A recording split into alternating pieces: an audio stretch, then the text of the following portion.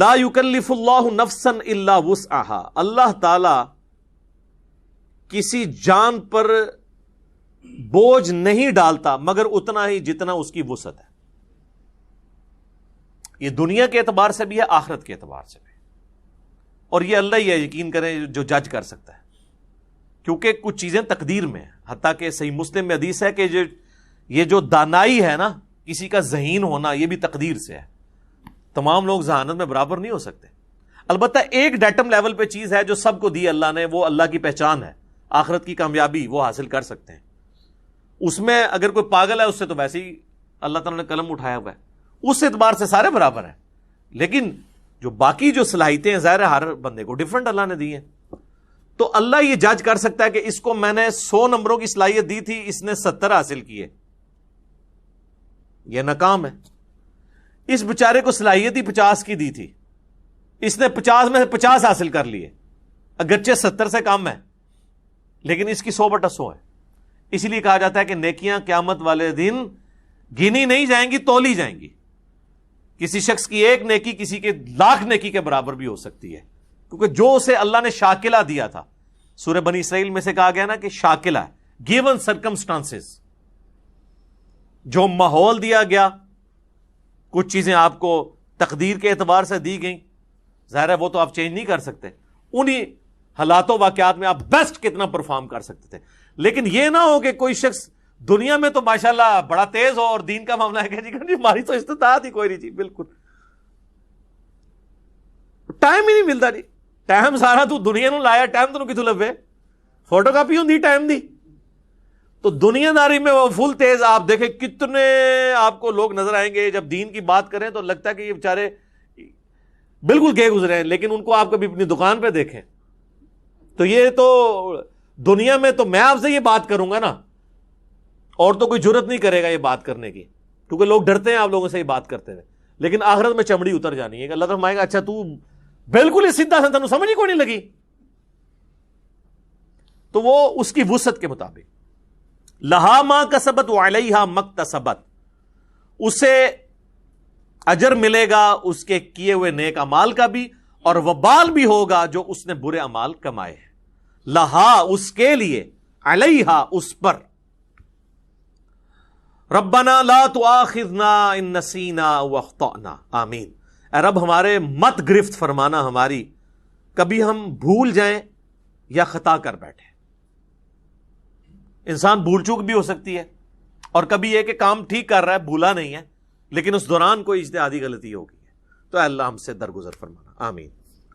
ربنا ولا تحمل علینا اصرا کما حملته علی الذین من قبلنا، اے رب ہمارے ہم پر ایسا بوجھ نہ ڈالنا جس طرح کہ ہم سے جو اگلے لوگ گزر چکے ہیں، ہم سے پہلے جو گزرے، ہم پچھلے ہیں نا ان کے، وہ ہم سے پہلے یعنی آگے گزر چکے، اگلے روز اگلے جو لوگ گزر چکے ان پہ جو تو نے بوجھ ڈالا تھا ویسا ہم پہ نہ ڈالنا. صحیح بخاری میں حدیث ہے، صحابہ کرام نے جب شکایت کی نا کہ یا رسول اللہ اتنی تکلیفیں اٹھانی پڑتی ہیں، تو آپ علیہ السلام ناراض ہوئے. آپ نے فرمایا کہ اگلے لوگوں کو تو اتنی تکلیف دی جاتی تھی ایمان لانے پر کہ زمین میں گڑھا کھود کے ان کو کھڑا کیا جاتا تھا اور سر پہ آرا رکھا جاتا تھا، وہ اپنے 2 ٹکڑے کروا لیتے تھے، ایمان نہیں چھوڑتے تھے. اور جسموں پر لوہے کی کنگیاں پھیری جاتی تھی، یہاں تک کہ ان کی ہڈیوں تک پہنچ جاتی تھی اور گوشت چھیلا جاتا تھا. اور قرآن میں بھی سورۃ العنکبوت کا سٹارٹ پڑھ لینا، اللہ تعالیٰ فرماتا ہے کہ کیا تم اس بات پہ چھوڑ دیے جاؤ گے کہ ایمان لے کر آئے اور تمہاری کوئی آزمائش نہیں ہوگی؟ ہم نے تم سے پہلے لوگوں کو بھی آزمایا تھا، تمہیں بھی ضرور آزمائیں گے. جو سورۃ البقرہ میں ہے وَلَنَبْلُوَنَّكُمْ بِشَيْءٍ مِّنَ الْخَوْفِ وَالْجُوعِ وَنَقْصٍ مِّنَ الْأَمْوَالِ وَالْأَنفُسِ وَالثَّمَرَاتِ، خوف سے آزمائیں گے، بھوک سے، جان اور مال میں نقصان کر کے آزمائیں گے، اور دیکھیں گے کون صبر کرنے والا ہے. ربنا ولا تحمل علينا اصرا كما حملته على الذين من قبلنا ربنا ولا تحملنا ما لا طاقة لنا به، اے رب ہمارے ہم پر ایسا بوجھ نہ ڈالنا کہ جس کو لے کر ہم چل نہ سکیں. ایسا بوجھ نہ ہو، یعنی ہمارے معاملات بھی چلتے رہیں اور ہمیں جو شریعت کی پابندیاں ہیں اس کو بھی ہم ایگزیکیوٹ کرتے رہیں. ایسا نہ ہو کہ ایسے حالات و واقعات بن جائیں کہ ہم تیرے احکامات کی پیروی نہ کر سکیں حلال اور حرام کے اعتبار سے. واعف عنا، اے اللہ ہم سے درگزر فرمانا. آمین. ویسے عفو کہتے ہیں ڈھیل دینے کو، چھوڑ دینا. واغفر لنا، اور ہمارے گناہوں کو ڈھانپ دینا، ہماری بخشش فرمانا. وارحمنا، اور ہم پر رحم فرمانا. انت مولانا، تو ہی ہمارا پشت پناہ ہے. حسبنا اللہ ونعم الوکیل، ہم نے اللہ پر بھروسہ کیا اور وہی بہتر کارساز ہے، وہی ہمیں کافی ہے.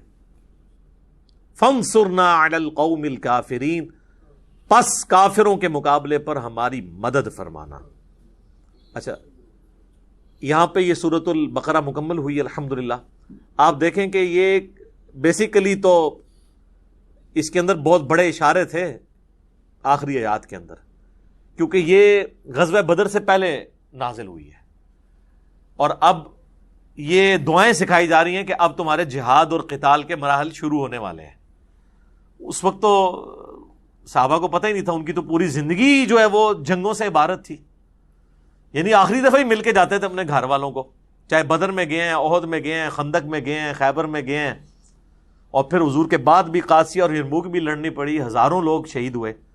تو اس کے یعنی تمہید کے طور پہ یہ صحابہ کرام کو تعلیم دی جا رہی ہے کہ اب تم پہ مشکل حالات و واقعات آنے والے ہیں، تیاری کر لو.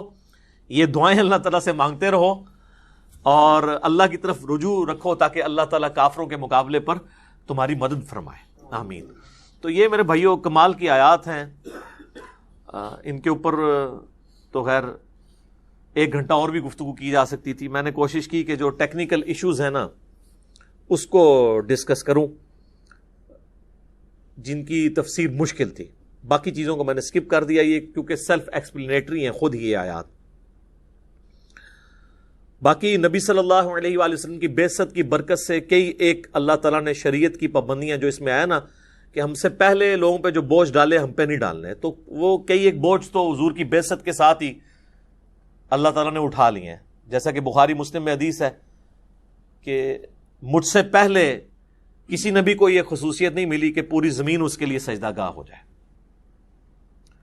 وہ تو سفر میں جاتے تھے تو نمازیں گنتے رہتے تھے، واپسی پہ آ کے صرف مسجد میں ہی ادا کر سکتے تھے. میرے لیے اللہ نے پوری زمین مسجد بنا دی، جہاں مرضی میرے امتی نماز ادا کریں. اگلی امتوں کے لیے مال غنیمت حرام تھا، یعنی جنگوں میں کافروں کا چھوڑا ہوا مال وہ لا کر ایک اوپن میدان میں رکھا جاتا تھا، آسمان سے ایک بجلی نازل ہوتی تھی، وہ راکھ ہو جاتا تھا، تاکہ یہ چیز انشور ہو کہ کوئی بھی مسلمان کافر کا مال لوٹنے کے لیے جنگ نہیں کرے گا بلکہ اللہ کے لیے کرے گا.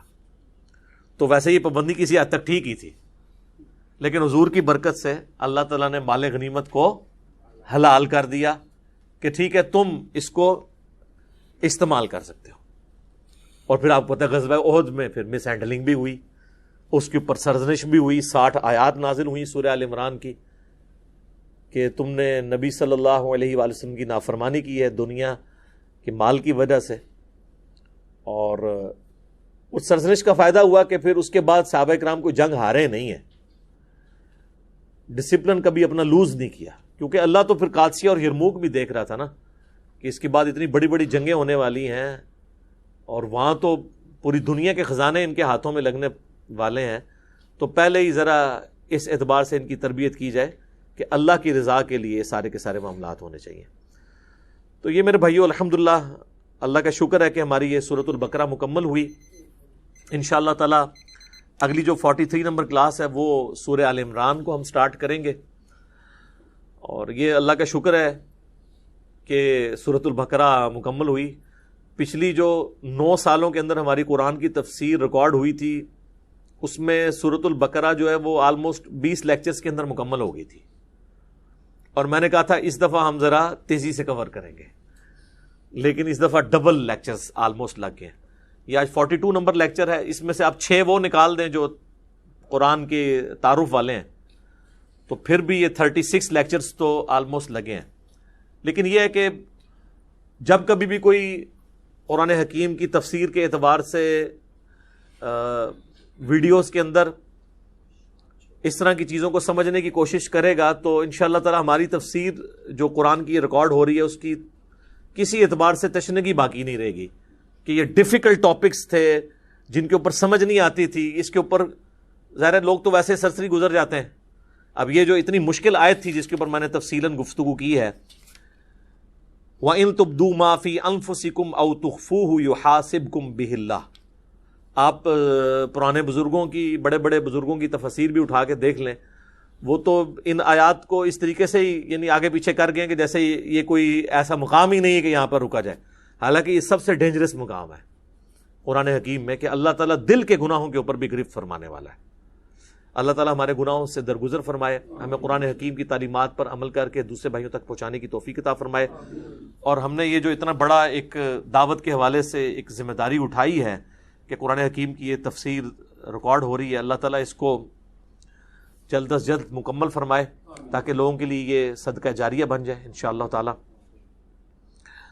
سبحانک اللہم و بحمدک، اشہد ان لا الہ الا انت، استغفرک و اتوب الیک، وما علینا الا البلاغ المبین. جزاکم اللہ.